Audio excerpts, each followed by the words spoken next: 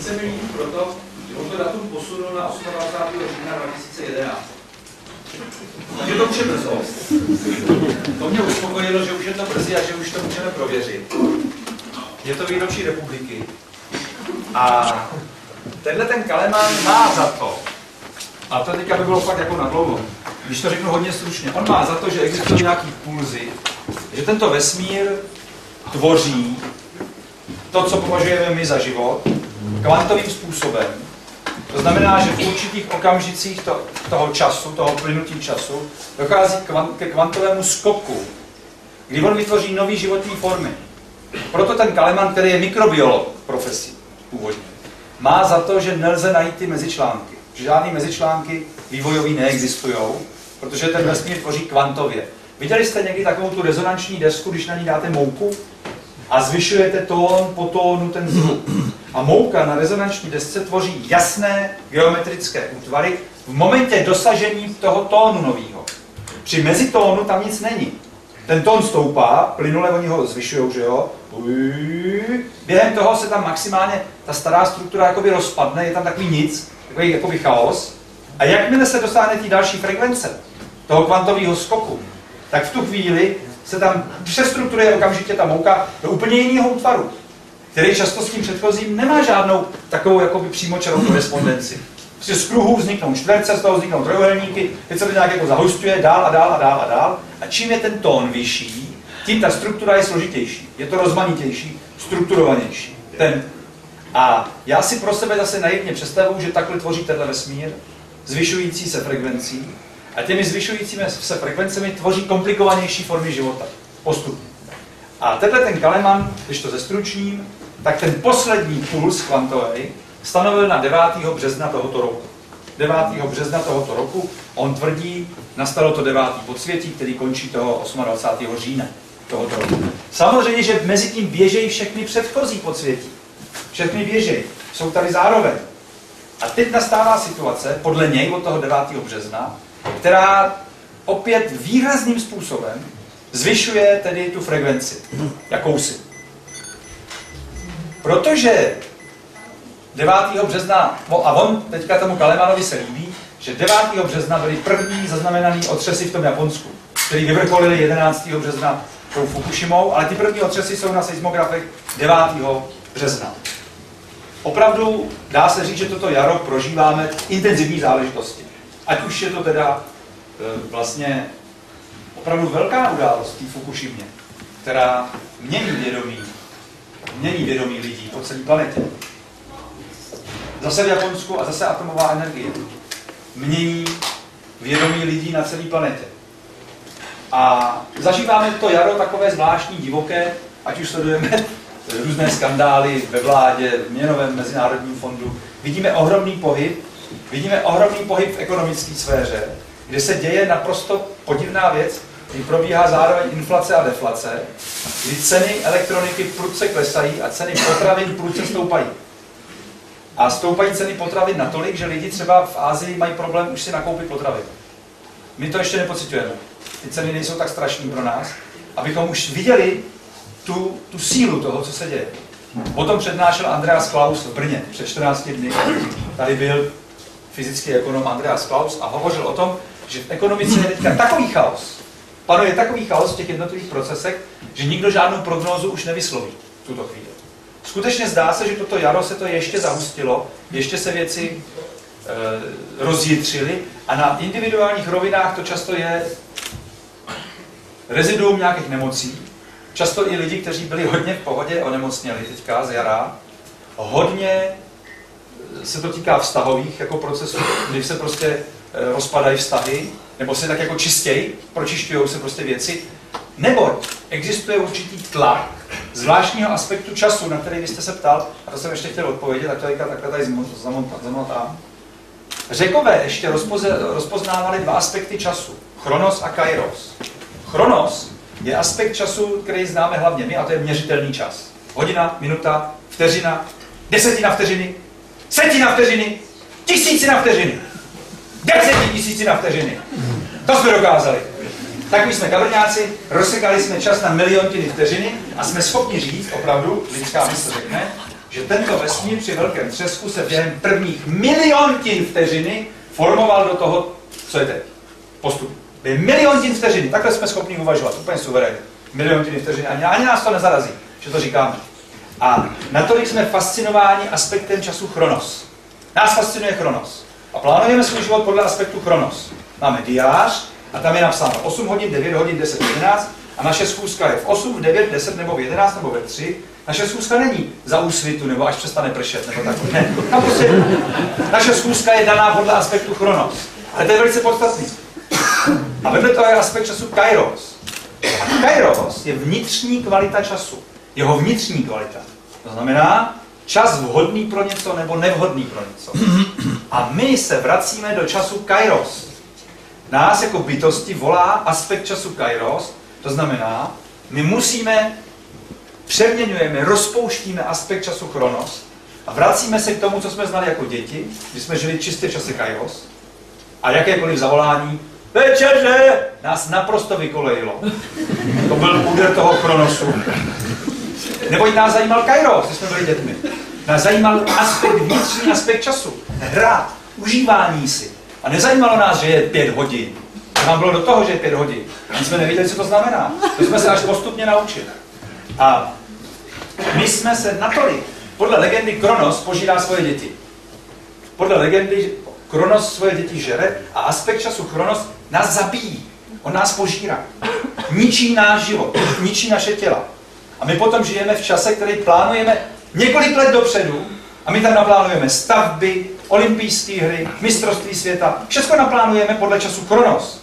A pak třeba nenapadne sníh při zimních olympijských hrách. Aspekt času kairos nám sděluje, nekonejte olympijské hry, anebo běhejte po blátě. Jestli chcete běhat. Jo? Ale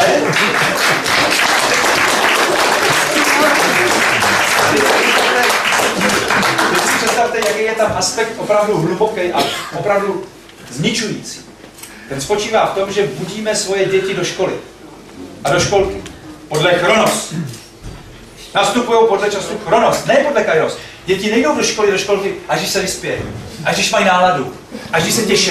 Ne, oni tam jdou podle tohoto aspektu.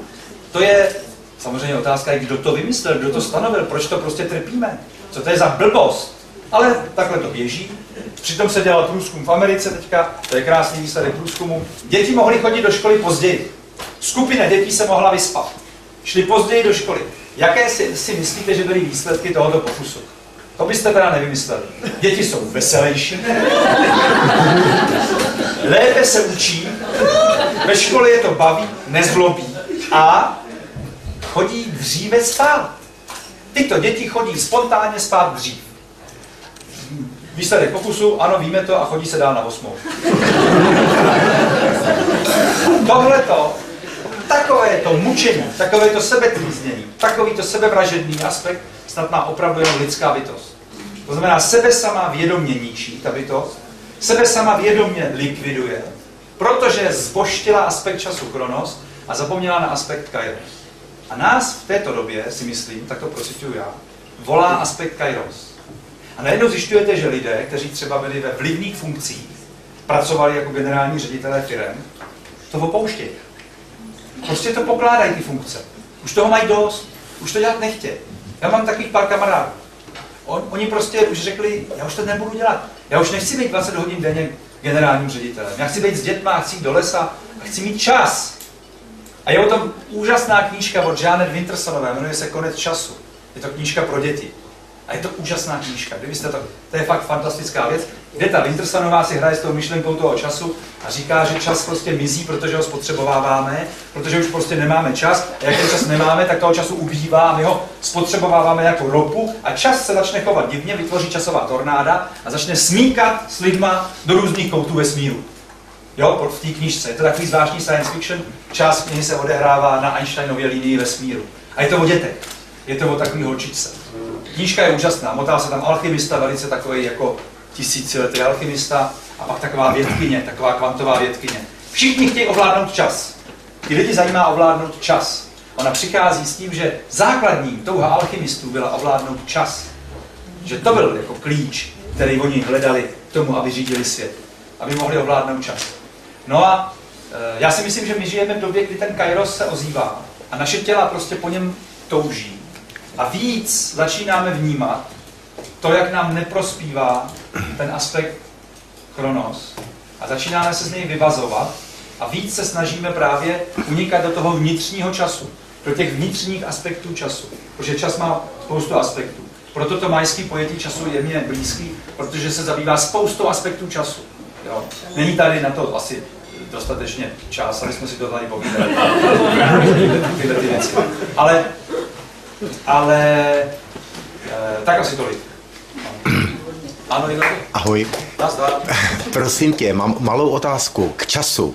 Tento týden jsem se zasekl v Praze a neměl jsem čas. Začal jsem být nervózní, protože už jsem chtěl jet na statek. Bum. Praskla žárovka. A tak jsem udělal, co si někdy vzpomenu, že můžu udělat a krátce jsem nahoru si posteskl, nemám čas, jsem nervózní. A oni mi řekli něco, co mě překvapilo. Tak si půjč trochu času. Mě to úplně vykolejilo a miluju ty odpovědi, které nečekám a které opravdu si myslím, že nejsou mou vlastní projekcí z mé hlavy. Jak by, prosím tě, ti zapadalo do tohoto systému ta odpověď půjč si čas, vyrob si čas, udělej si čas, natáhni čas. Neuměl jsem si to přímo vysvětlit, ale moc mě to potěšilo. No, jsou o tom právě dvě takové podezřelé moc pěkné knížky pro děti. Jedna se jmenuje Děvčátko Momo a ztracený čas. Ta je o bankách času, o tom, jak takový lidé dělají banky času, jak lidem berou čas, aby ho měli v bance, aby si ho uložili, pak ty lidi ho nemají. A knížka Konec času právě pracuje s tím, s časovými transfúzema. Tam jsou vize, kdy se vezme malý dítě, napojí se na starého člověka přes přístroj a dá mu svůj čas, takže to malé dítě zestárne a tam ten starý pomládne. A to oni tam dělají. Proto tam ta hlavní hrdinka je furt mladá, ačkoliv je asi 600 let. A tak tam se s těma věcma pracuje. Tak to je takový téma, který teďka hodně autorů pro nás sleduje a píšou o tom, protože i ten čas je něco, co v určitém aspektu vůbec čas vlastně neexistuje tak, jak my ho chápeme, že jo? Protože my jsme fakt zaměření na ten chronos, na ty týdny, dny. Ve skutečnosti, když máme dojem, že nemáme čas, tak já bych spíš řekl, zkoumejme, co se doopravdy děje. Nepotřebuji si půjčovat čas, stačí zaměřit pozornost na to, co se doopravdy děje, co se teď doopravdy děje, protože je téměř jisté, aspoň tak já to mám, že ve chvíli, kdy mám dojem, že se něco děje jinak, než by mělo, přichází velká nabídka. Přichází velká nabídka toho, že se věci přeskupují a já můžu v tu chvíli vstoupit do úplně jiného časoprostoru. A právě velikou lekci v tomto smyslu poskytuje Peru, země Peru. Myslím, že to tomu mohl říct taky William něco. Protože právě v Peru je zem, kde jsem měl dvakrát pocit, když jsem tam byl dvakrát, že vstupuju do živý synchronicity, že vstupuju do živé přítomnosti a že věci se odehrávají opravdu jako ve snu, jako ve snění, že se vynořují ti indiáni přesně ve chvíli, kdy je potřeba nějak poradit a pomoct a přijdou třeba poradit ve formě 3letých dětí.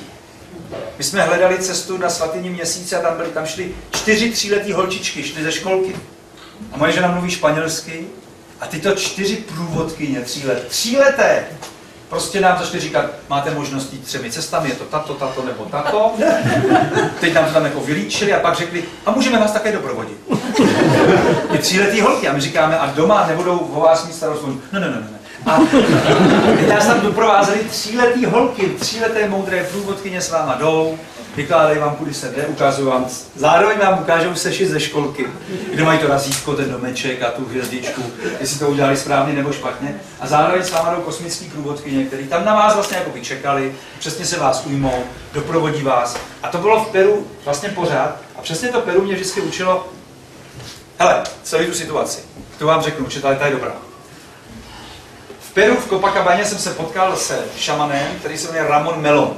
A on je v Copacabaně v Bolívii, v těch skalách. Tam je observatoř. Tam jsme se potkali prostě, odjeli jsme pryč, jenom bylo takové setkání, Ramon něco mluvil, já jsem pořád plakal, teď jsem pořád nevěděl, proč pláču. co to je za chlapa, ptal jsem se té průvodkyně, co to je za chlapa, co to je, kdo to je, já furt musím jako plakat, když on mluví. A Ramon tam jenom vyprávěl právě o čase, o slunci, o tom, jak s tím dědou, tady od dětství on chodí, jak se dívají na ty průchody těch paprsků, když je rovnodennost a kam to svítí na tuhle tu skálu. A také tam prostě vykládal. Bylo to ohromně silné setkání, ale skončilo, museli jsme odjet, odjeli jsme někam na nějakou Potosí nebo kam. A mně se zjevoval melon, stál tam takhle s cedulí nad sebou a na ní bylo napsáno Copacabana. Copacabana. A já nemohl usnout. A já furt cílil na něj a on furt Copacabana. Copacabana. Tak druhý den ráno říkám naší průvodkyni Olze Vilímkové, říkám, Olgo, nemůžeme se vrátit do té Copacabany, není to možné se tam vrátit. A ona řekla, jak to nejde, to je zájezd, normální adventura, to bylo program, jedeme na Salar Uyumi, to se prostě nedá změnit, bohužel Copacabana až příště. Stačil 2 hodiny a Olga přichází a říká, představ si, že je stávka dopravců. A my nemůžeme jet na Salar Uyumi. Až my tam neprojedeme. A navíc nějaký lidi mají nějakou letenku, odlítají už nějak pozejtří a tím pádem by hrozilo, že zmeškají letadlo. Takže my nemůžeme na to Salar Uyumi. A já říkám, no a nemůžeme se vrátit do té Copacabany. A teď byla porada, bylo nás 12 členů výpravy, všichni to odsouhlasili, že se vrátíme. Vrátili jsme se na Isla del Sol, tam jsme, to je ostrov v jezeru Titicaca, tam jsme přespali, druhý den ráno jsme jeli lodí do Copacabany a teď na náměstí byla nějaká taková slavnost, tam všichni tančili a my jsme šplhali nahoru do těch skal. A oni říkali všichni, no bude tam ten Ramon, nebo tam nebude? Já říkám, hele, jestli je Ramon šamán, tak tam na nás čeká, že jo? Tak jsme tam vstoupili a tam seděl Ramon. Rozesmál se, když jsme tam vstoupili. A říkal, že měl sen, že má jít čekat do skal. A že ho poslechl ten sen, ačkoliv ten den je povinná celoměstská slavnost, který se musí na náměstí zúčastnit každý obyvatel toho města. To mají nějakou takovou záhadu tam. A ta je povinná. A on tam nešel, protože měl silný sen. A zase taky nevěděl, o čem konkrétně. Takže jsme se setkali podruhý a takhle to funguje. Takhle vlastně funguje to, čemu já říkám synchronicita, ten prostor, do kterého vstupujete, kam vstupujete jako do živého prostoru a tudy si vlastně jako půjčíme ten čas, jestli tomu teďka, jo? Protože najednou přijde, ta situace se přeskupí, odehraje se něco úplně jiného. A já si myslím, že čím více člověk jako uvolní v tu chvíli a čím víc jenom jakoby přijme to, co se děje, tím je větší naděje, že se věci jako přeskupějí tím ladným směrem. Samozřejmě nepopírám, potkali jsme v Peru Australanku, 35 let, ve stejném hostelu a ta řekla, nejhorší zem na světě, jakou jsem zažila. Šílená zem, podporná, v životě jsem nepojedu. A my jsme jí říkali s manželkou, jak to, my tady zažíváme ráj na zemi. A ona, mě okradli, taxík špinavej, pokoj špinavej, madrace prolezlý, v hotelu přehnaný ceny, jídlo hnusný, přesolený. Takhle mluvila. My jsme říkali, no tak, máš to, jak to chceš, jo, protože... Ne, tak ono bylo i jasný, jako z jejího vyzařování, proč se jí to děje, ale...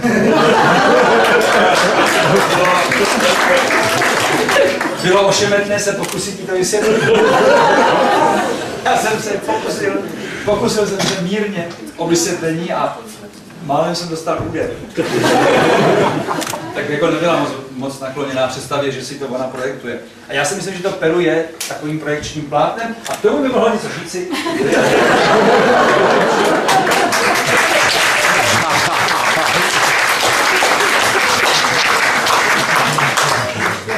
Já ještě v té hladovce. Ano. Vy už tak rovnou se chováte, jako že on nic neřekne.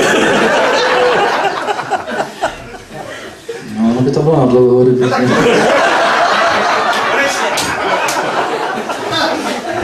Ale pokud vás to opravdu zajímá, tak já si mám takový docela dlouhý povídání. 3 hodiny jsem povídal o Peru tady s Jardou v divadle na Kampě. No moment, kdo víc teda?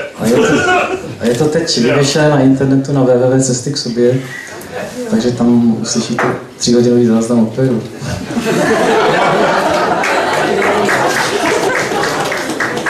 A vy jste si chtěli zeptat na to hladovku? Já ještě v té hladovce.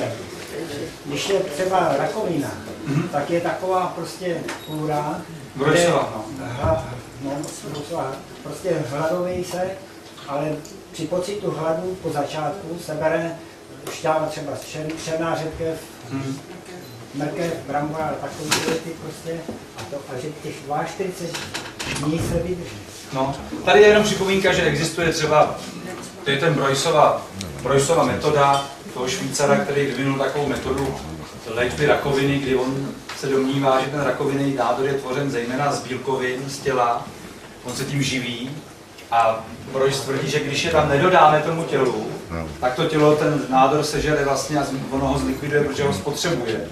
A vyvinul na to takovou kůru 42denní, jakýsi, není to hladovka, je to dieta, je to Broyceova dieta, nebo požíváte nějaké potraviny. Právě Pavel Mácha je přísný. Půst je pouze, když pijete vodu. Všechno ostatní jsou diety. Hotovo? Pavel Mácha. Takže je taková dieta a tam se pijou speciální Broyceovy likéry a čaje. Dokonce ty džusy už existují v lékárnách, se to dá normálně koupit Broyceův džus, kdyby to někdo měl. Jsou chutný teda, já jsem si vyzkoušel jsem to, že to je příjemný. A tvrdí, že jsou lidi, kteří se tím vyléčili třeba z rakoviny, protože ty nádory zmizely. Samozřejmě já považuji půst za nejléčebnější prostředek, který existuje, který nejvíc je schopen nastartovat v těle samouzdravný procesy. Myslím si to, že to tak je. Že tělo tak, jak je konstruováno, tak, jak je stvořeno, tak, jak je vytvořeno, má v sobě ohromný sebeuzdravný mechanismy a všechny staré tradice pěstovaly půsty. Prostě vždycky to tam bylo, buď to jednou týdně, nebo byly delší půsty. Klystýry se dokonce pěstovaly v klášterech, třeba buddhistických, že oni si pouštěli do zadku vodu z toho potoka, uměli ji vtahovat nějakým způsobem dovnitř do těla, pročišťovali střeva, patřilo to ke všem tradicím, ať křesťanským, jakýmkoliv. Patřil prostě půst.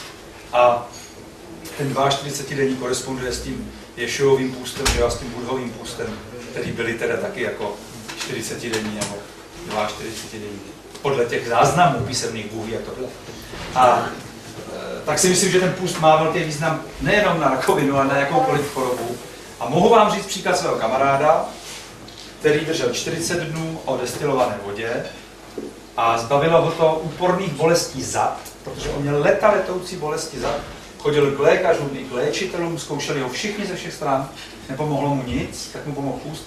A vyléčilo mu to jeho zlomený kotník, který on si kdysi zlomil. A ten kotník od té doby měl takový horší než ten druhý. Takový zatuhlejší a trochu mu otejkal víc a trošku povídal o počasí víc. A po 40denním půstu se úplně mu pročistili ten kotník, který se stal normálně pružným. Protože když držíte půsty, tak zjistíte, že se stane tělo ohebným. Klouby se stanou prostě ohebnými, šlachy se stanou ohebnými, celé tělo je pružnější, jenom tím působením toho půstu. Což je velmi zvláštní stav, když po týdnu půstování prostě uděláte cvik, který jste před týdnem nemohli udělat, aniž byste se rozcvičovali, tak to tělo je protažený. A i z tohoto hlediska ten půst tělu ohromně prospívá. Takže mně se ten půst líbí jako na všechny strany, já bych ani to nespecifikoval jenom na tu rakovinu, já bych tím léčil všechno. A zejména šéfy farmaceutických firm.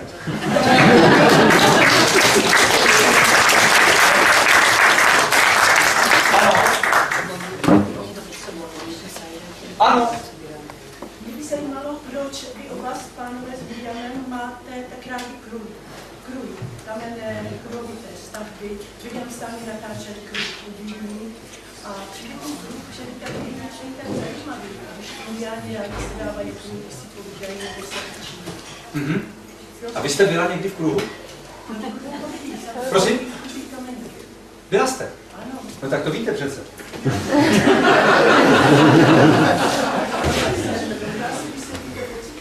Protože to máte ty energie. A ono je to stejné jak těch kruzích. Na kameních, tak i těch kruzích. Víte, kruh vlastně jako symbol. Musím předchozí. Já jsem cítil, že odpověď znáte. No, tak co chcete na to říkat? Williame, proč máš tak rád kruhy?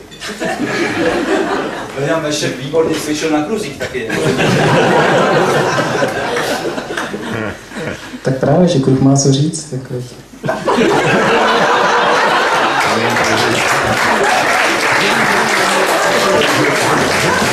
Ale je tam jedna věc, kvůli který doporučuju tu poslední knížku toho Kalemana, která se jmenuje Majský kalendář a strom života. A tento mikrobiolog upozorňuje na to, že v našem těle, v každé buňce, existuje speciální organela, která se jmenuje centriola. A tato centriola je tvořena ze dvou válečků, jsou to dva válečky, kruhové válce, postavené na sebe takto. Tvoří písmeno T nebo kříž. A ještě je zajímavé, že každý váleček je stvořen ze 13 vláken. Je tam ta majská 13 záhadná. A ten Kaleman si myslí, že tato centriola je klíč k buňce a klíč ke komunikaci s tím celovesmírným stromem života, s kterým tahle ta centriola komunikuje. On považuje ten genetický kód za určitou, jakoby, jak bych to řekl, slepou cestu zkoumání, do které se vrhla věda, protože to bylo hodně efektní, tak vyzkoumala genetický kód, ale Kaleman říká, výsledkem je, že genom člověka je jednodušší než genom rýže. A to je trochu podezřelé. Zdá se, že tam ještě celá odpověď nebude. A je to moc krásný, ta jeho knížka, a krásný fotky centrioly on tam má. A tam je právě ten původní prvotní kruh a pravý úhel, který tvoří tu architekturu, ze které tvoříme potom všecko. Tak je to prostě v těle, no. Ano? Byla řeč o půstu, já se chci zeptat, jestli se postíte v závislosti na měsíčních fázích. Já se snažím teda nebejt tam v závislosti, ale někdy se to stane, že to podle toho dělám, jako podle orientačního bodu, ale někdy se jenom, když se přežeru.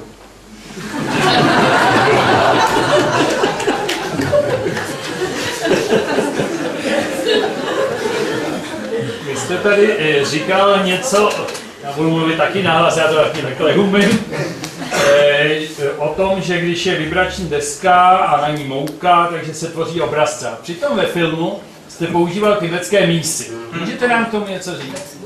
No ty tibetské mísy to dělá ta voda, že jo?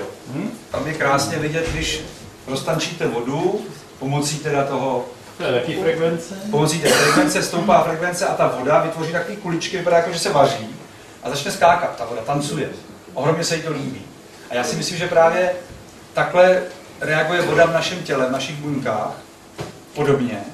A proto je taky podstatný typ třeba hudby, který posloucháme, a proto není náhodou, že ve veřejných prostorách se vysílá tentýž typ hudby, jakýsi jako ubíjející stereotypní hudby, která vlastně tu vodu v těle úplně unaví. A proto je nám mnohem líp někde, když třeba vysílají ptáci, okamžitě, že ho okřejeme, když vlezeme někam do lesa, nebo slyšíme vodu. Když slyšíme vodu, když voda slyší vodu, že my jsme voda, že my jsme z velikého procenta voda, a já si vždycky dělám takovou představu, legrační, že my jsme voda, která vystoupila ze sebe sama, protože měla chuť se na sebe podívat. Jo. A voda skutečně dokázala to, že si vytvořila buněční stěny, do nich se jako vlila, vytvořila ty těla, vstyčila se voda z vody, stoupla, a stejně pořád jsme i ve vodě, že jo? Vodní páru potřebujeme v atmosféře, jsme součástí vody. Pořád se voda pohybuje ve vodě v různých svých skupenstvích a sebe sama pozoruje. A to mě vždycky fascinuje, já říkám si, jak ta voda je úžasná, co dokázala. Jo, jakým způsobem si hraje voda třeba s náma.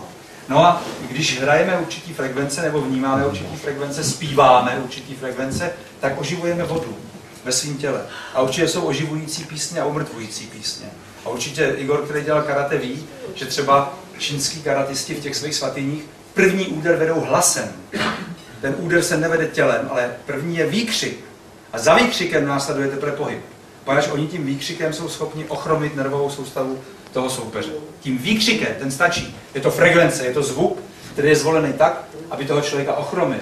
A v tom je ohromná síla zvuku, jako takového, jako nástroje vůbec, který máme k dispozici. A proto je i podstatný, jakým způsobem člověk užívá svůj hlas, jakým způsobem vnímá svůj hlas a jakým způsobem je schopen sám pro sebe si hovořit.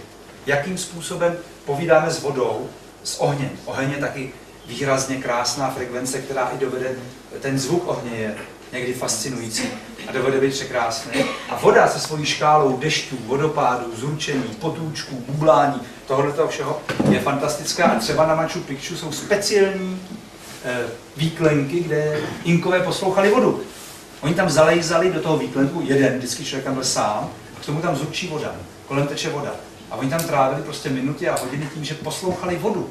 Oni poslouchali vodu, protože věděli, že voda je vědomí, je vodivá, že voda vede všechno vědění, které je na planetě, shromažďuje voda. A zároveň ho distribuuje svobodně kolem celé planety, nikde ho nezanechává a prochází dolů do ohromné hloubky a vychází strukturama, dimenzema a nabírá všechny informace cestou. Prochází na povrch, je nám nabídnuta. My můžeme se té vody napít, všechny tyhle informace můžeme dostávat z veliké hloubky, z velikých hloubek, ale je potřeba, aby ta voda prošla všema fázema sama. Nejí tam navrtat, nejí vyvrtat. O tom píše krásně Schauberger. O tom, jak je jakoby absurdní vodu tahat z té hloubky, protože ona neprojde dokončením své cesty. A potom nám to krade, protože ona to potřebuje, to, co si chtěla vzít. Jo? Tam je to zacházení s tou vodou je velice podstatný. A vztah k vodě symbolicky je na planetě naším vztahem k Africe. Afrika symbolizuje vodu. Černá rasa symbolizuje vodu. Černoši mají na starosti podle pradávního rozdělení ras vodu. Běloši mají oheň. Indiáni mají zemi a žlutá rasa má vzduch. A proto tyhle jednotlivé rasy tak výborně vyvinuli indiáni, že jo? Děti země, obyvatelé země, kteří se zemi milují a jsou jejími správci. Žlutá rasa se svými dechovými cvičeními, se svým prací se vzduchem, s úžasnou filigránskou prací s dechem. Že jo? Černá rasa, Černoch je objevitelem krevní plazmy, pracuje s vodou. No a běloch, který prostě nenechavec, který reprezentuje oheň a furt jako něco by transformoval, něco by rád měnil a spaloval. Protože, jak jsme se zahleděli do aspektu Chronos a zapomněli jsme na Kairos, tak bychom u ohně zboštili destruktivní charakter ohně a zapomněli jsme na ten živý oheň, který nespaluje, neničí, ale oživuje. A to je ta důležitý aspekt ohně, který tak, jak probouzíme Kairos, tak probouzíme ten aspekt ohně, který tvoří tenhle strom, který tvoří tuhle kytku, který tvoří nás každýho, udržuje naši tělesnou teplotu na daný hladině, což je jedna z nejfantastičnějších výkonů našeho těla, kdy si tělo topí na svých 36,6 a neví se, jak to dělat. Jo. A udržuje si tenhle ten aspekt ohně, který tam je. Tak teď jsem tady odbočil, odpustil jsem takový rozdech. A právě Afrika symbolizuje vodu jako symbol. A proto je velice podstatný náš vztah k Africe. Vztah k Černochu, k Africe jako k zemi, která je opomenutá, pohozená tam, dost jakoby ponechaná v jakýchsi svých podivných problémech, ale ona reprezentuje vztah k vodě. A stejně tak, jako jsme zvyklí takhle pustit vodu z vodovodu a prostě si s tím umýt nohy a postřígat auto a vůbec jako nám to nepřijde divný, takovýhle vztah máme k té Africe. A je velice podstatný, jak pěstujeme vztah k Černochům, k Africe, jako k té kolípce, ze který všechno zešlo, tak stejně všechno zešlo z vody. Je to prostě velice podstatný, abychom pěstovali vztah k vodě, k frekvenci, ke zpěvu, abychom si uvědomovali, jak ovlivňujeme vodu ve svém těle. Jestli ta voda zakysne, skysne, jestli jsme prostě unavený, utahaný, vyčerpaný, otrávený, jestli dovolíme si otrávit svou vodu, překyselit prostě. Pak jsme fakt kyselí. Prostě kyselí ksichty, kyselí lidi chodějí, prostě vypadají lidi kysele, koukají na sebe a ta kyselost se navzájem předává frekvenčně a skáče to z těla do těla. Vy to víte, jaký to je, když se potkáte s někým opravdu nepříjemným, s někým opravdu vyčerpávajícím, s někým opravdu hnusným, je vám z toho blbě prostě půl dne. Až to se přenese, naše voda to chytne, chytá to jako frekvenci. A proto je tak podstatný pěstovat jako určitý typ frekvence a ten předávat čistě z vody do vody, z buňky do buňky. Samozřejmě, že ty řeči a ty keci okolo, to jsme takový na to furt zvyklí a ty nejsou vůbec podstatní. To jsou takový keci. Ano? Ještě se můžu vrátit k tomu času. Řekl říká, minulost, přítomnost, budoucnost, ale reálně prakticky existuje jenom přítomnost. Všechno se děje v přítomnosti a nějakým způsobem jsme spojeni s věčností, tím, že minulost vlastně neexistuje, budoucnost neexistuje, je to jenom přítomnost, která se již stala a budoucnost, která se ještě nějakým způsobem stane. A je to ještě horší přítel. Existují badatelé, kteří už ani přítomnost neuznávají. Neboť než toto slovo vysloví, stává se minulostí. Oni totiž opravdu existuje, představte si skutečně stanovení nejmenšího časového intervalu myslitelného, což je nějaká jedna, já nevím kolikántina sekundy a potom už jako to kratší není. Je to jako by byla nějaká částice, ze které je hmota, tak oni tvoří jakousi částici, ze které je čas, tohleto vnímání času. Takže jsou badatelé, kteří vám velice složitě vysvětlí, že ani ta přítomnost vlastně neexistuje. Já vám na to řeknu, že mně je to ukradené. Je to úplně jedno. Mně je úplně jedno, jak to popisujeme, protože vím, že je to popis. Vím, že je to pomocný popis. Když se snažíme nějakým popisem něco zachytit a říkáme něčemu minulost, a to je to, co prostě minulo, tak si to chápu pro sebe. To v budoucnosti, to, co jako bude teprve, tak si to chápu pro sebe tak jako primitivně, jednoduše. Nebudu to tak jako komplikovat úplně složitě. To, co bude budoucnost, to, co je minulo, je minulost. Přítomnost je to, při čem jsem přitom. Přitom jsem tu. To je přítomnost. A jestli mi někdo bude říkat, že moje přítomnost trvá vteřinu, nebo 10, nebo hodinu, mě to je jedno. Protože vím vnitřně, co je přítomnost. Přítomnost existuje tehdy, když jsem přitom. A když jsem přítomen, tak je jedno, jestli trvá vteřinu, nebo hodinu, nebo rok, nebo věčnost. To je úplně fuk. Podstatně je, jestli jsem přitom. A teprve, když v přítomnosti jsem přitom, realizuju přítomnost, teprve potom můžu být inkarnován. Teprve potom mohu vstoupit do těla. Problém je to, že nejsme v tělech, nejsme přitom, my ani v té přítomnosti nejsme. Naše mysl je v minulosti a v budoucnosti. My něco vyhodnocujeme, hodnotíme, opíráme se o nesmyslné staré zkušenosti, o kterých vůbec nic nevíme, když jsme si přečetli z nějakých knížek, co bylo před 5000 lety, a my se mu snad věříme. A projektujeme jakousi budoucnost, kterou plánujeme, uvažujeme z pohledu budoucnosti na teď a nejsme ani přitom. Takže velice často právě ta přítomnost neexistuje. Velice často v našich myslích existuje minulost a budoucnost, ta tam vaří takový jako zvláštní guláš, ve kterým se nikdo nevyznáme, takže prostě se pořád bojíme nebo máme dojem, že něco nestihneme, že to nejde. A jde o to právě vstoupit do stavu být přitom. A to je přítomnost. Ta se netýká počítání času. Ta se týká vnitřního aspektu času. To znamená, ve chvíli, když vstupuji do aspektu času kairos, pak jsem přitom. A pak je to přítomnost. A je úplně jedno, jaký měřím. Rozumíte? No samozřejmě. Williame, minulost, přítomnost, budoucnost. Takže to moc hezký.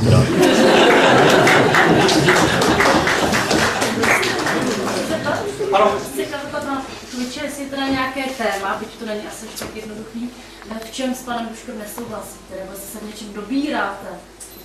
Jedení masa. Tak jste zase krátce odpověděl. Ne, že bychom se neshodli, ale já maso jím a on ne. A jinak jako byl takový nějaký to důležitější téma, se vždycky zajímá.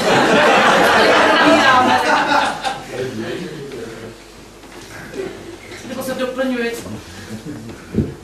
Tak já jsem právě jako, jak jsem říkal, že Já tady velice zpřízněná duše, takže jako já nemám vlastně v zásadě s čím bych s ním oponoval, nebo... Je mi hodně blízký názor. Ale znova, víte co, vaše otázka evidentně pořád volá potom, nesmíme si poplést naše názorové systémy a naši božskou část. Jakmile to začneme plést dohromady, tak se dostaneme jakoby do neřešitelných rebusů. Jo? Jestliže prostě jsme nějakým způsobem si blízcí, ale tak jako s kýmkoliv a jeho božskou částí tady v tomto sále, tak stejně tak můžeme svést v názorové rovině nesmyslné půtky. Ale to nic není. Pak, když jsme schopni vstupovat do svých božské části a být přitom, pak problém neexistuje. Tam žádný problém není. Není ani s čím by se nesouhlasilo. Nesouhlasit můžeme pouze v rovině toho, čemu toltéci říkají lidská podoba. To znamená, v té formě, kterou jsme sami sobě přisoudili a ve které se jako Jaroslav Dušek považuji za Jaroslava Duška. V této rovině mohu s Williamem Boltykovičem, který se považuje za Williama Boltykoviče, klidně nějak nesouhlasit ve spoustě věcech. Ale to není vůbec důležité. Samozřejmě, to je taková otázka, že? Jestli něco, v čem se dobíráte, třeba jeden druhého, že to jeden vidí tak a druhý jinak. No já si ho dobírám, protože třeba William je naprosto neuvěřitelný. Já jsem ještě nezažil člověka, který by reagoval jako on, protože stál takhle jednou v nějakým šeru někde, čekal a prošel kolem člověk s baterkou a omylem mu takhle posvítil do očí, úplně zblízka. A Williamova reakce byla... Ani ty oči nezavřel.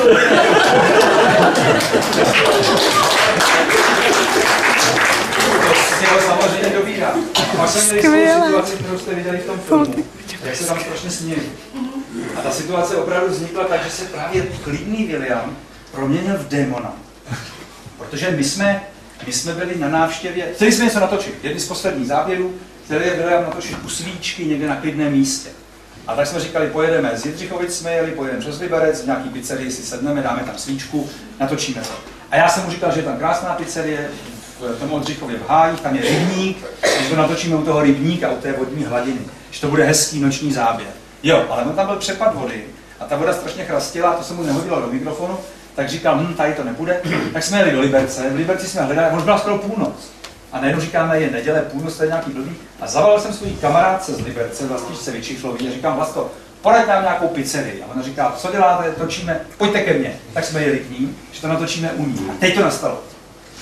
Vlastička je taková maličká dáma křehká, úžasná pustilana ze svého poměrně rozlehlého bytu, kde se pohyboval nějaký záhadný její přítel a kdo si koho my jsme považovali za dceru a ona pak tvrdila, že to byl syn. Ale jsme se oba shodli. Naopak jsme se oba shodli, že to byla jasná dcera. Vlasta tvrdí, že to byl syn. A teďka to řekla takovýto Vlasta řekla, tady to můžete natočit, takový kuchyni veliký. A teď bylo výborný sledovat, jak William se přesně jen proměňuje v toho filmaře a i když je klidný, jeho oči lačně těkají do vedlejších místností a dělají to, čemu filmaři říkají obhlídka. Bylo vidět, že on tak trošku zkoumá, jestli by jiný pokoj nebyl vhodnější pro natáčení, ale nic neřekl právě ve svém klidu, ale Vlasta je velice citlivá, takže hned řekla, ne, je jedině tady, Williame. Vycítila jeho vlnění.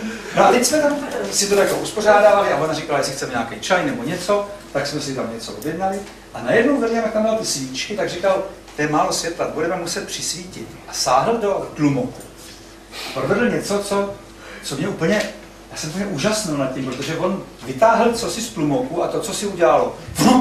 A najednou to byl takový velký kruh, stříbrný, z druhé strany zlatý a to je taková odrazka. A oni filmaři mají na takový pružině a můžou to prostě zmenšit, jo, na polovinu.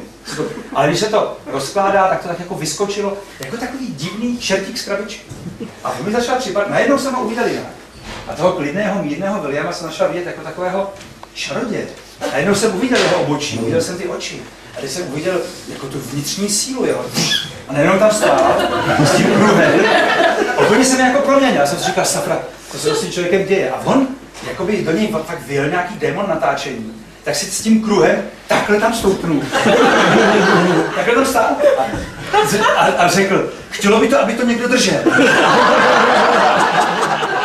A teď už začal jako prostě propadat tomu natáčení. A teď ta Vlastička, která je malinká, tam tak jako stála s tím kruhem. Takže to vypadalo, že zavoláme toho jejího přítele, který evidentně nebyl nadšen z naší návštěvy, chodil tam tak jako po tom bytě lehce podrážděný. Takže že to teda uděláme, že tu odrazku tam opřeme. Opřeli jsme odrazku. Já jsem řekl, že bych si dal čaj a Vlasta zjistila, že čaj je za tou odrazkou. Laborovala a do toho William s svými sluchátky na uších náhle sdělil, že lednička chrastí příliš nahlas, že je potřeba ještě vypnout lednici. Už začal tak jako opanovat prostor, jo? Vypnout lednici, tohleto takhle, tady přisvítit. A už to začal mít takovou dimenzi skutečně takového mága, který začíná tam prostě to rozjíždět.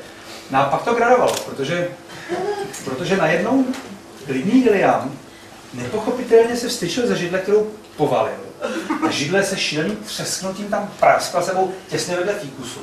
A mě to začalo víc a víc rozesmívat. Jako najednou on, který je takový mírný a prostě všechno je to, tak najednou dělá takový energetický vlny okolo sebe. A vygradovalo to v momentě, kdy Vlasta řekla, mám vás tady zavřít na to natáčení, nebo mám nechat otevříno. My jsme tak po sobě koukli a tak jako asi zavřít, že to bude lepší, když nás tam zavřel. William vzal pliku, zavřel dveře a tu pliku vytrhl.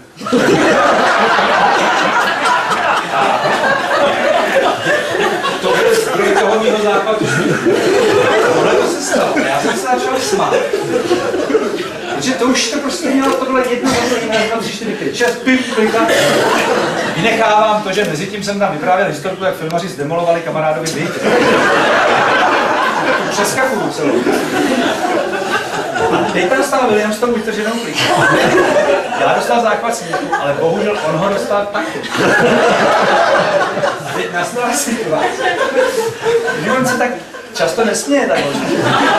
Teď se najednou strašně začal smát. On mi s tím zapnul tu kameru, to mi taky rozesmálo. Pracuje pořád, že? Tam řveme smíchy a on točí. A teď jsme tam oba dva řvali smíchy, ale opravdu třeba 2 minuty, 3. A najednou nás rozesmálo ještě víc ta představa. Co si myslí ty lidi vedle. Kterým jsme jako vnikli o půlnoci do bytu. Potřebujeme jenom to natočit jako 5 minut, bude to hotovo. A teď oni zavřou ty dveře a slyší ten smích. A teď tam stojí a říkají si, tak to pytle, co to je. No to nás rozesmálo ještě víc. No, já si myslím, že jsem možná smáli i 10 minut.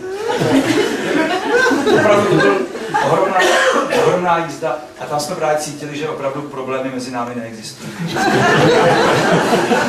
Pak tam vešla ta Vlasta a smála se taky. Ne, hodně dobře napojená, takže pochopila, že se děje něco zvláštního.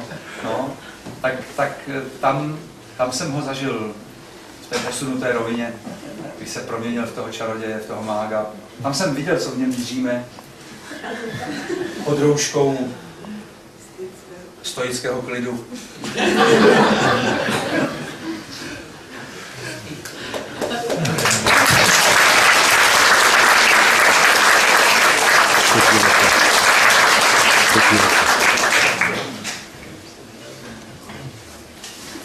Teďka jste vy dva, tak řekněte to jedna a druhá. Já jsem řeknu rychle, já jsem si chtěl zeptat na váš názor, co je to blázen, ale už se teďka ptám nebudu.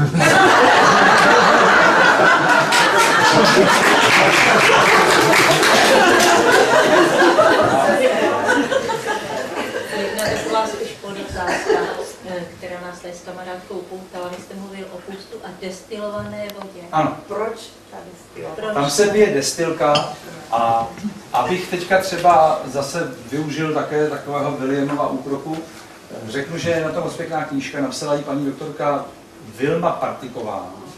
Je to mudr lékařka, která právě se o tom doslechla.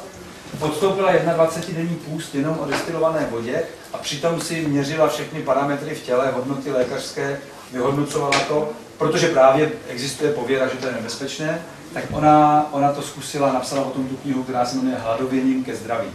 Myslím, že takhle je ten název. Hladověním ke zdraví. A tam opravdu dostanete jako podrobnou odpověď na tyhle otázky.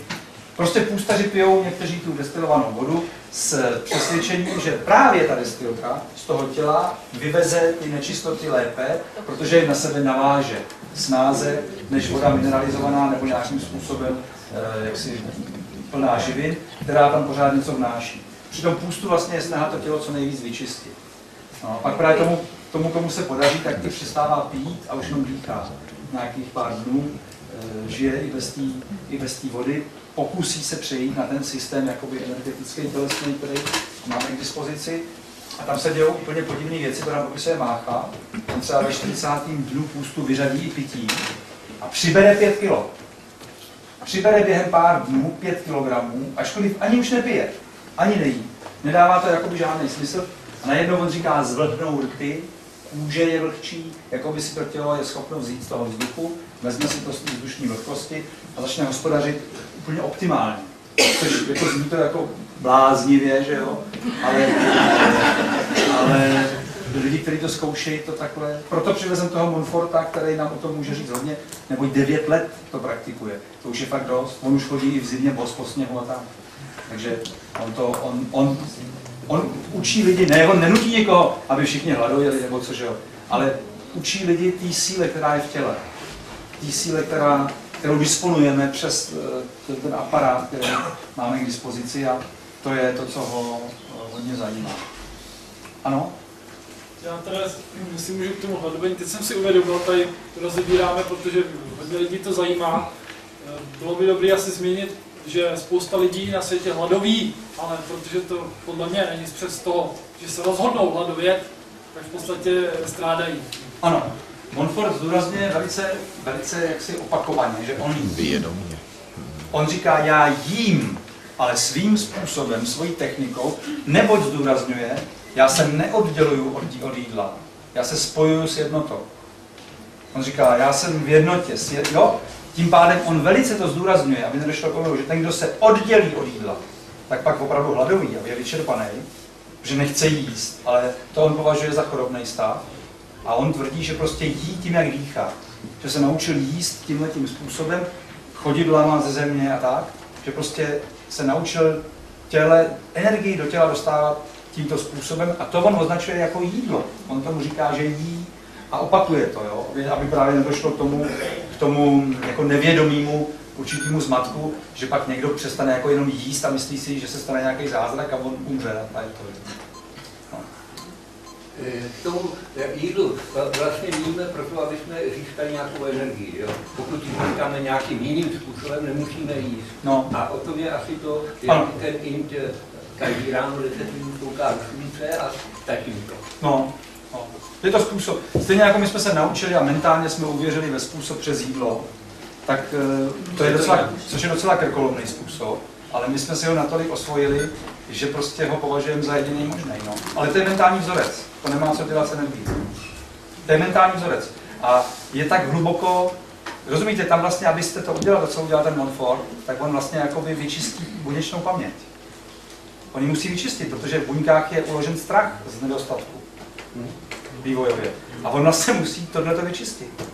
Je to velmi zvláštní způsob toho. Proto je to, když si to jenom vemte, jak se lidi zachvějou, když to jenom uslyšejí. Jak se prostě naše mysl zachvěje, jak to nemůžeme připustit vůbec jako tu představu, jak je to neuchopitelné, jako, co to je za blbost, jako, jak 9 let není 9, jako, protože okamžitě to bzučí všude ty programy, protože to znamená vlastně rozpad určitého celého mentálního konstruktu o našem životě, ve kterém tak jako dlouho se trváváme. Kdybych chtěl ještě doplnit, kolega, já říkám, William. Kratochvíl, ne, ale je Kratochvíl natočil ten dokument o tom Mnichovi, jak tam je 10 let nahoře těch 4 000 a chodí tam těch fantů. To natočil William. William.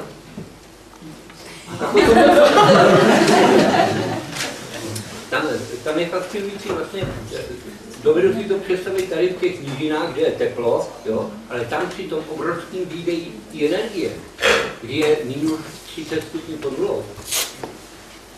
No, tak to William se s ním zná.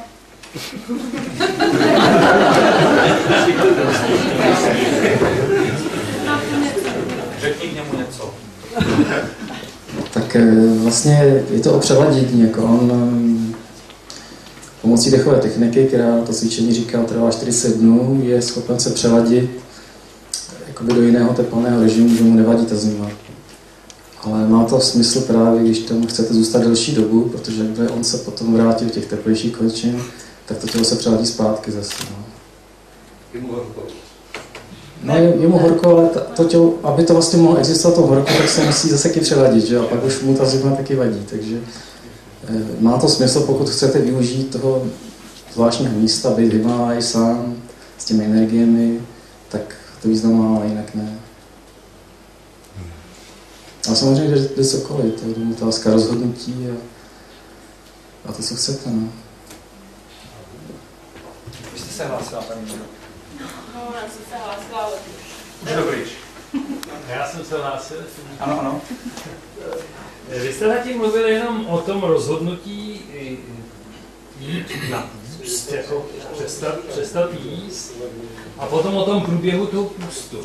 A můžete nám říct, jak to vypadá, když skončíte ten půst? To přelaďování je náročné, když skončíte dlouhý půst, tak podle těch jaksi. Jsou dvě cesty, zase rychlá a pomalá. Pomalá běžná cesta spočívá v tom, že po stejnou dobu, jakou jste půstoval, se vracíte postupně ke stravě. To znamená, že jíte zpočátku malinko, jíte tak jako 1 hrst denně maximálně stravy a pijete i šťávu z množství 1 hrsti ovoce nebo zeleniny. To je malinko té šťávy. Jo, nevypijete 3 deci šťávy, pijete málo, první dny. Postupně můžete trošičku jíst a jíte většinou zeleninu napařovanou na páře, která teda aspoň takhle ji doporučuje ten Mácha, jako to nejlepší. A měl byste to vydržet ten počet dnů, který jste půstoval.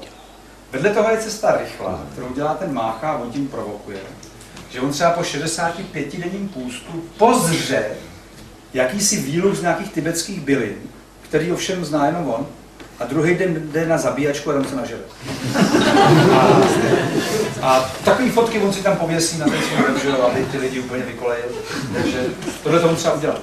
Takže existuje i taková cesta, ale on tvrdí, že je potřeba k tomu znát tu soustavu těch bylin, která prostě aktivizuje celou tu trávicí soustavu a umožní vám to rozběhnout. Jinak je to, že je to asi jako kdybyste si dal hned první den nějaké mastné tučné jídlo, tak je to zhruba jako kdybyste novorozenci vnutil páreček, že si ho jako zhustne.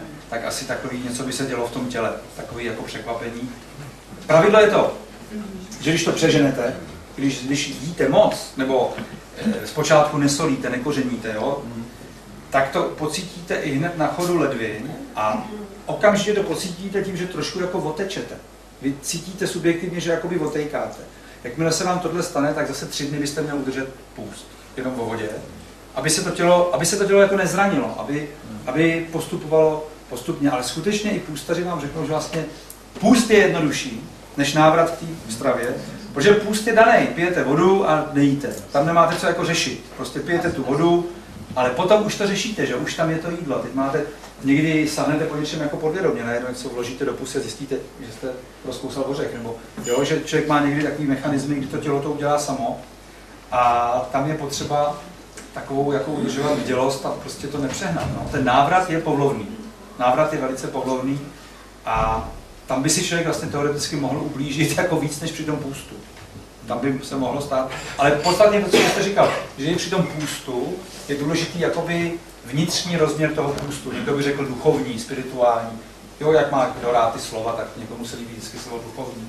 Prostě určitý rozměr, kdy vy nějakým rozjímáním zároveň doprovázíte ten půst a neděláte to proto, abyste jenom nejedli. Ale nějakým způsobem komunikujete s tou energií jako s celkem, sebe sama vnímáte jako energetickou soustavu a začínáte lépe sledovat, jak vlastně ty energie teda jsou distribuovány a jak vlastně přes to jídlo stejně k vám postupuje to světlo z toho slunce a energie z matky země nějakým způsobem přetransformovaný do jídla, ale musí existovat i předtím, že jo? Nějak.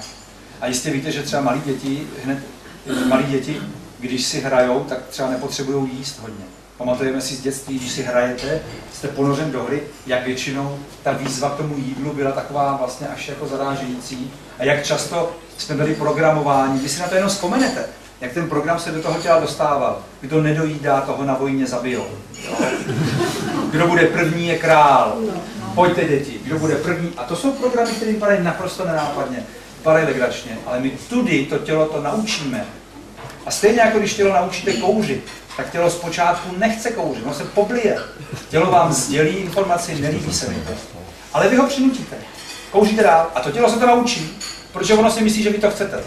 A pak to tělo nechápe, když vy už to nechcete. A vy to nechcete a to tělo to dělá dál, vy jste ho to naučil, že jo. V tomto je to tělo velmi loajální k našim podivným nápadům a my musíme dávat taky pozor na to, k čemu ho jako nutíme, co ho učíme, protože není potom úplně snadný ho to odnaučovat, to, co to tělo se naučilo.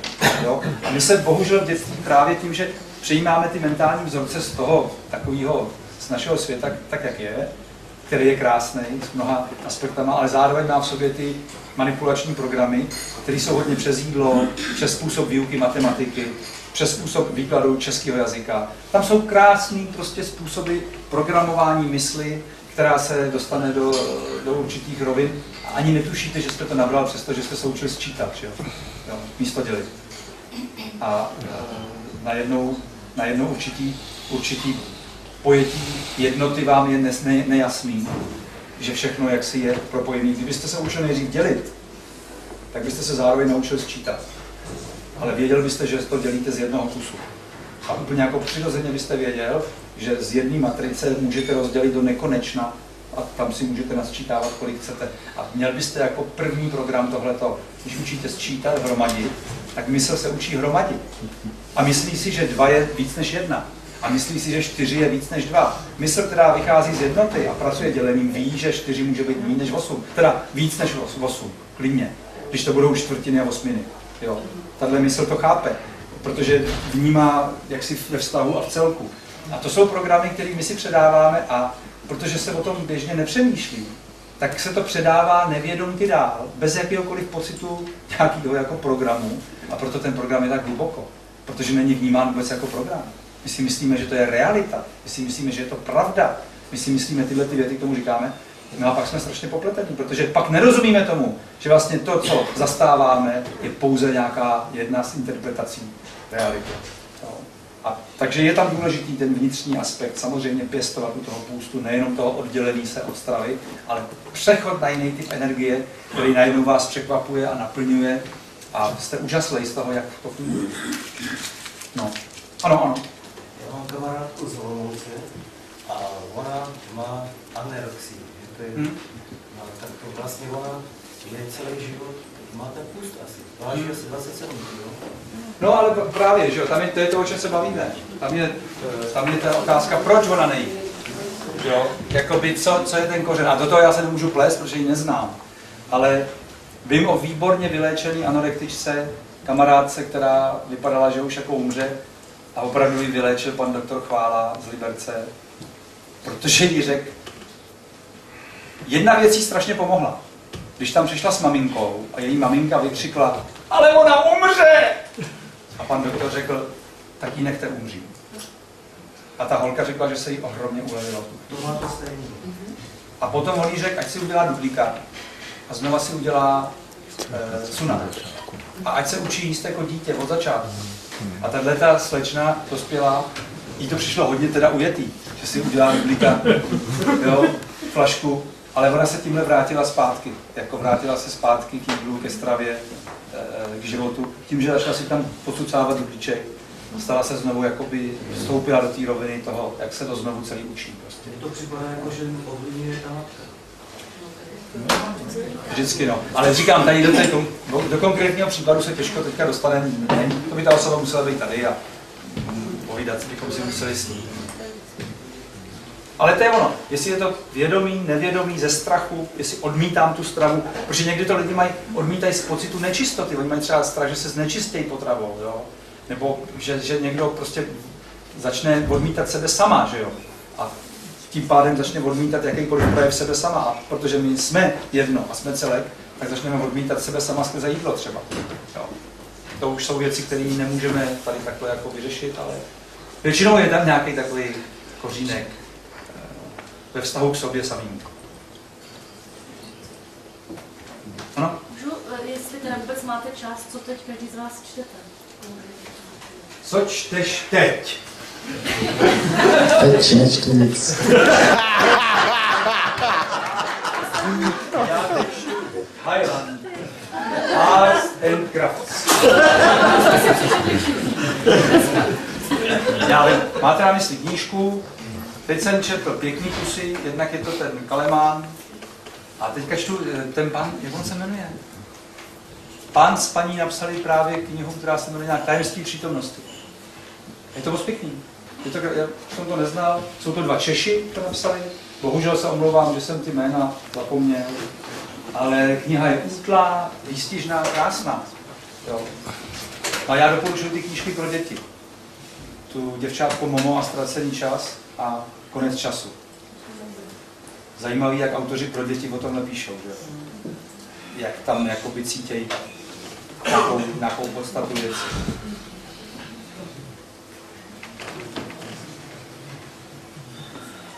A jinak samozřejmě čtu tu 5. dohodu do kolečka. Ano. Já bych se chtěla zeptat, jak se jmenuje ta knížka od té paní Wintersonový? Konec času. Konec času. A ona se jmenuje Jeanette Wintersonova. No, Wintersonova. Wintersonova.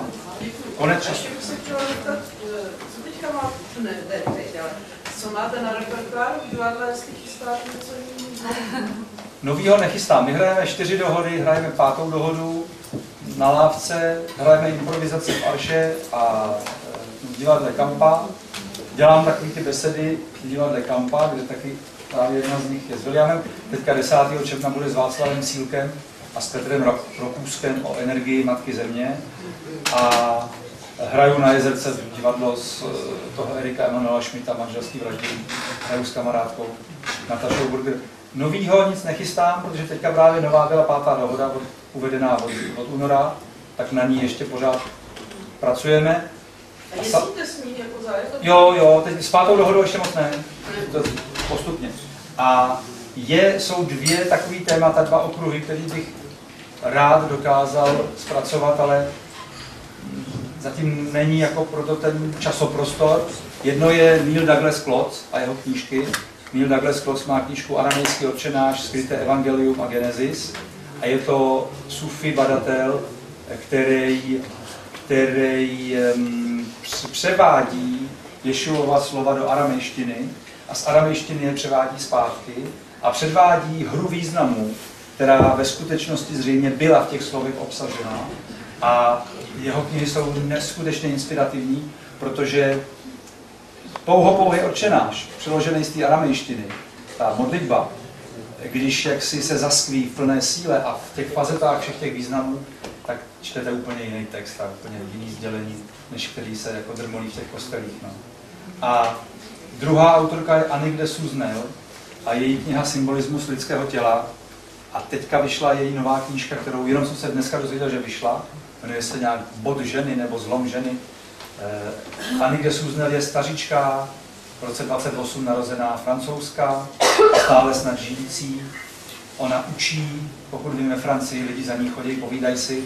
A tahle ta prazvláštní badatelka prozkoumává lidské tělo skrze naše staré mýty a legendy, jak v Bibli, tak skrze staré řecké mýty. Vrací se ke staré řečtině a hebrejštině a vlastně přes jazykový rozbor názvů jednotlivých orgánů v těle a jmen hrdinů jednotlivých mýtů, ona ukazuje spojitosti o tom putování tělem a v těle, které ve skutečnosti je tou naší inkarnací skutečnou, neboť ona se domnívá, že inkarnace je vědomá práce, kterou děláme během života, že inkarnace je stav, kterého dosahujeme, nikoli stav, ve kterém jsme se narodili. Ona právě říká, že problém je, že většina lidí nejsou vůbec inkarnovaní. Žijou mimo tělo. Nejsou přítomní. A to jsou dva takoví autoři, kteří mě fascinují a provokují, jenomže nemám úplně klíč. Nemám klíč k tomu jevištnímu stvárnění, takže já je tam tak jako zaplejtám do těch představení, které hraju, protože ten Douglas Klotz vám předvádí aramejský pojetí vesmíru a to je právě úžasný, protože aramejský pojetí vesmíru neznalo pojmy dobro a zlo. Neoperuje se s těmito termíny, operuje se s termíny zralost a nezralost. A ten vesmír je považován za dozrávající vesmír.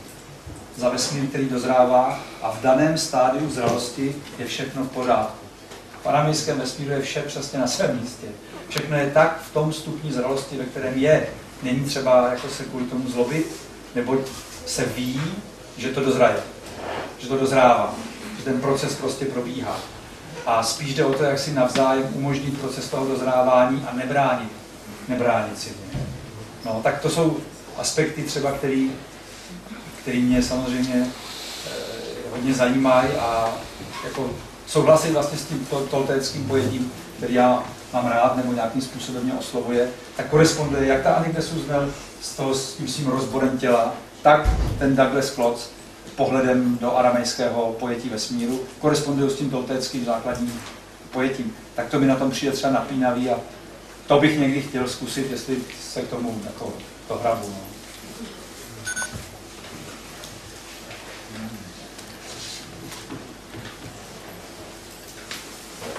Tak to asi máme, víte. Ano. Tam bylo ve filmu, že jste studoval Matrix a vlastně zajímáte se třeba, nebo fascinuje vás asi, že to je přírodovědec, který napsal tu tomu majskému kalendáři. Jaký jako obory třeba vás zajímají, fyzika, chemie, nebo... Jaký obory mě zajímají? No. Já se vám přiznám, že mě vůbec nezajímají žádný obory. Mě zajímají určitý autoři, kteří se na ty obory dívají nějak jinak. Vlastně ty blázni. Jo? To znamená ti autoři, kteří budou považovaný momentálním, ten Kaleman třeba se svojí knihou, která je vědeckou prací. On předkládá vědeckou tezi vesmíru jako živé bytosti, která se organizuje podél osy vesmíru, který on říká strom života. Dává tam doklady z mikrobiologie, kvantové fyziky a z astrofyziky, ze zkoumání reliktního záření. Toto všechno tam předkládá jako vědeckou práci, předložil. Tak jsme se ho ptali, on byl teďka v Praze, že jo, co na to kolegové vědci. A on řekl, no co nic, že jo, si toho nevšímají. Dělají, že to neexistuje. Protože co s tím? On tím boří nějaký dosavadní představy. A je to fakt velmi krásná knížka. Takže ty obory mě ani tak nezajímají jako obory. Mě spíš zajímají nějaké věci, které ale prostě se mnou jakoby zarezonujou a pak to může být jakýkoliv obor, to je úplně jedno. To si najednou schutí něco přečtu z oboru, kterým vůbec nerozumím, ale prostě pojetí toho autora a jeho touha po sdělení je taková, že já rozumím, co on myslí. I když neumím přepočítat všechny matematické důkazy, který tam on třeba jakoby předvádí. Že?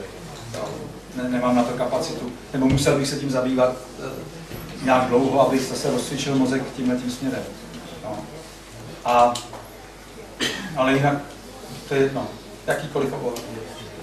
Samozřejmě hodně je fascinující ta biologie, to, co se pohybuje, to, co je ten živý svět, ten projevený svět jako v té živé podobě, tak tam jsou někdy fascinující zprávy, to se mi líbí. Teď třeba byl udělaný pokus se včelama, to nevím, jestli jsme se o tom už bavili, William. Nějaký matematici přírodovědci zkoumali včely, jo. A rozhodli se, že jim budou umisťovat nějakou potravu, jim chutnou, ve vzdálenostech od toho včelína. ale zvolili ty vzdálenosti podle matematických složitých funkcí. Nebylo to první den metr, druhý den 2 metry, třetí den 3 metry, čtvrtý. Prostě ta vzdálenost se měnila podle jakýsi matematicky komplikované funkce. A oni po několika dnech pokusu zjistili, že včely už čekají na příštím místě. Včely už den ráno, oni tam nesli tu potravu a tam už včely byly. A teď jak je to možný? Protože podle naší teorie tohle nejde, že jo? Včela přece takhle chytrá být nemůže, aby znala matematické funkce. Ale včele je to jedno. A klidně to dělá.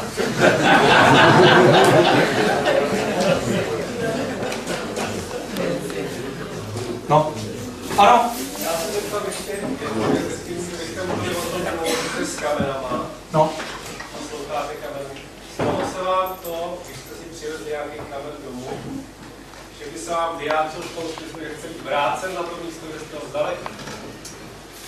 Mně se to nestalo, protože já se ptám, když si ho beru. Jestli jako ho můžu vzít. Já jsem neslyšel. Já se toho kamene vždycky ptám, když si ho beru, jestli si ho můžu vzít. Já jsem takhle musel několik kamenů nechat, třeba na Machu Picchu, protože prostě nechtěli tam odsaď být odnesený, no tak jsem mi tam nechal, no. Tak já to jako respektuju. Kdyby chtěli zpátky, no tak asi bych je nějak tam odvez, no. Přemýšlel jste někdy o tom, proč ty kameny na vás do levýho ucha mluví na vás a do pravýho pro lidi? Tak já jsem si to vysvětloval přes hemisféry, no. Já jsem si to vysvětloval prostě jako působením hemisfér, vlastně tou celostnou hemisférou, analytickou, dejme tomu tu více lidskou hemisféru. Tak jsem si to jako pro sebe já vysvětlil. Přišlo mi to, že to tak asi je, že on do každého ucha. Jedno je takový individuálnější sdělení a jedno bývá takový obecnější, no. Ale třeba to tak, nevím. Pro mě to bylo jako přirozený. Já jsem si říkal, aha, to je jasný. On na jednu stranu říká takovou jakoby zprávu a na druhou stranu dává takový individuální, takový jakoby buď úkol, nebo výzvu, nebo něco takového. A to mi taky přišlo úžasný. Jo. Když jsem tohleto zjistil, tak jsem si říkal, no to je teda opravdu zařízeno. Samozřejmě některé kameny fungují jinak. U některých kamenů třeba stalo se mi, že neslyšíte nic, ale předestře vám obraz. To znamená, že on před váma vytvoří pohyb nějaký buď geometrický útvar nebo průchod nějakým prostorem a předvádí obraz. Vytváří prostě jiným nebo evokuje prostě jinou rovinu. A myslím si, že zase to takhle ty základní typy lidský jsou buď na ten hmat, nebo na ten sluch, nebo na to vizuální, na ty obrazy. A že to má každý člověk trošku jiný. Takže někdo se snaží slyšet ten kámen, ale třeba neslyší ten zvuk, ale vidí ty obrazy a nevšimne si, protože je zaměřený na to, že by měl slyšet. Spíš tam jde o to, jako vstoupit, řekl bych, do té a nechat to proudit a ono se to někudy otevřeno. Třeba v Peru se mi stalo, že jsem v Mexiku se mi stalo pod pyramidou Měsíce tam nějaký kámen. Já jsem u něj stál, teď jsem jako vyzvídal, co to je za kámen. A on mi furt říkal, že se týká nějakého toho bodu v lidském těle, ze kterého vzniká život. Toho bodu v těle, takhle mi to říkal. Bod v těle, kde vzniká život. A já jsem furt, co to je v kříži, nebo že by to bylo ten bod. A teď jsem tak jako furt spekuloval, co to je za bod v těle. A pak tam přišel nějaký průvodce. A já říkám, co to je za kámen? A on říkal, ten se týká těhotenství. Sem chodí ženský, když nemůžou otěhotnět. Ono to byl tenhle bod. Bylo to materský vajíčko. Takže jsem byl, takže se někdy stane, že to je vlastně komický, že on neřekne, on mluví v nějakých jakoby obrazech zase, který nejsou tak, jak bych si já přál. No, my si to podíkáme do těch No. Tak tam byl bod, tak to bylo takhle srandovní. Pak jsem si říkal, jak jsem hloupý. Jak právě jsem se hned zaměřil na nějakého Melchisedeka, na nějakou posvátou geometrii a už jsem tam začal, kde to bude v tom, jestli to bude jeden z těch 8 atomů a takový, dělal jsem, prohledával si tam nějaký místa a on to myslel takhle jednoduše. Většinou v ty indiánský kameny to mysleli jednoduše. Že jsme složitý, jak tomu nerozumíme. Pane Dušku, prosím vás, to je asi tak pro mě. Ale když jste se poprvé setkali, jestli jste se poznali? Jo, když jsme se poprvé setkali, jestli jsme se poznali.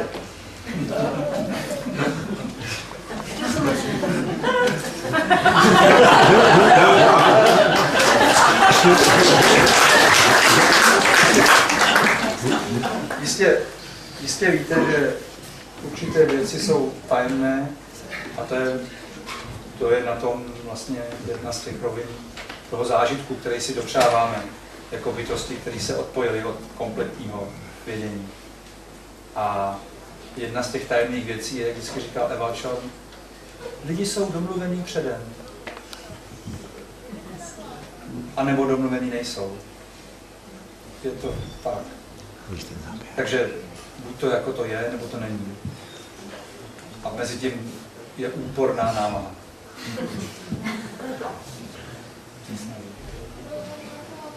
No, ale to první setkání, to určitě musela proběhnout nějaká radost, ne?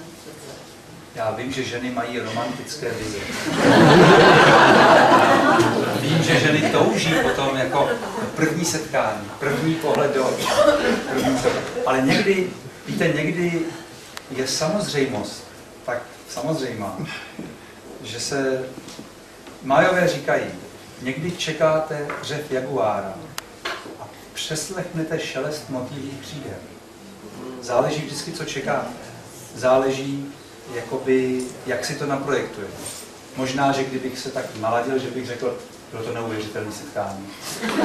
Jak vstoupil do místnosti, cítil jsem kolem ní světlo. Uviděl jsem, jak v jeho očích se zrcadlí moje vlastní byto a tak dále.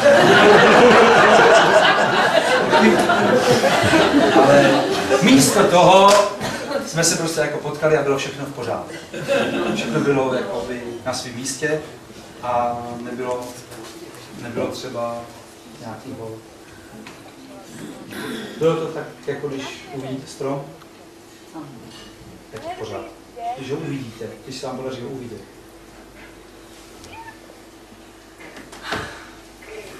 Jste řekl zajímavou věc, řekl jste indiánský kameny, nebo kameny u Indiánů.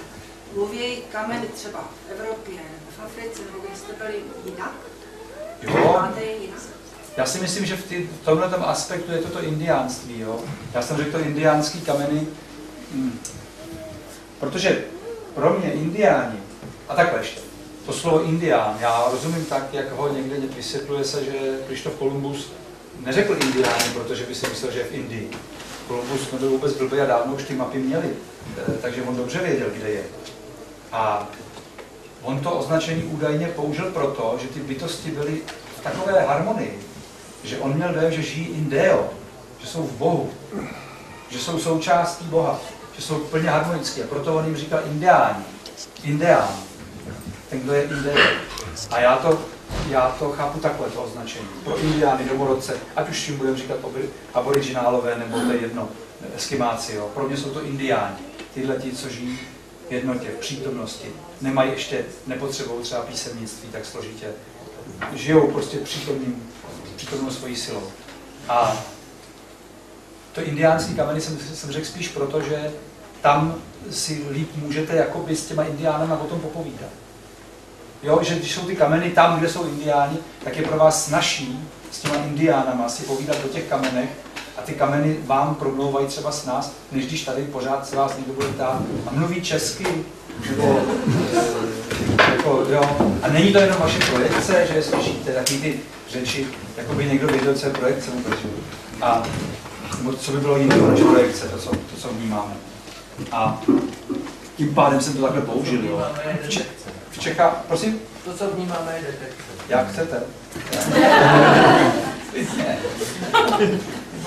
Projekce je směr ven, detekce je směr dovnitř. Jo, to funguje. Ale jo, úplně klidně je to možný. Zase to vysvětlí, třeba vzít ty kámeny na Divčích hradech, anebo nad Znojmem u kostela. Na těch Divčích hradech ty kameny studě, když to tam hřejou.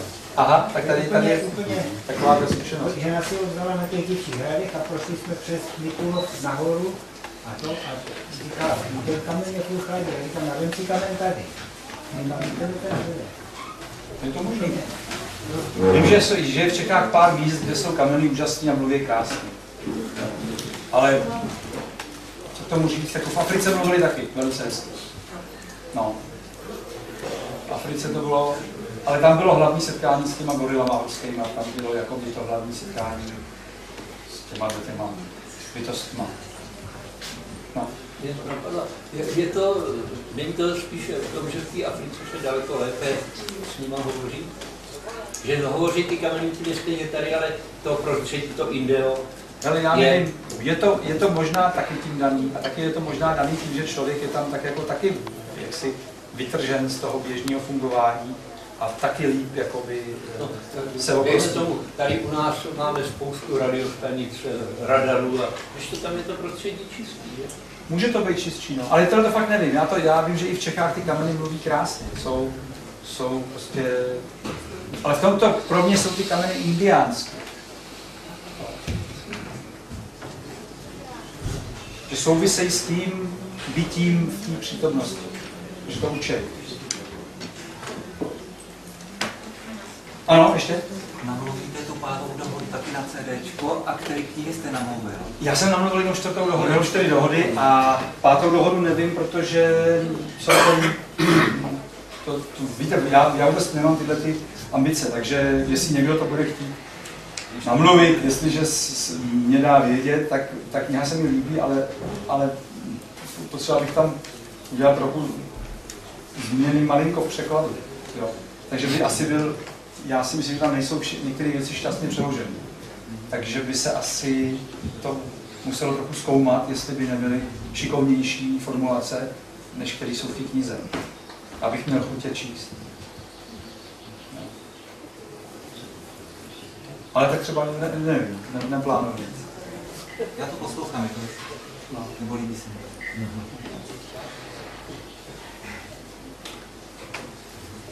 Tak to máme.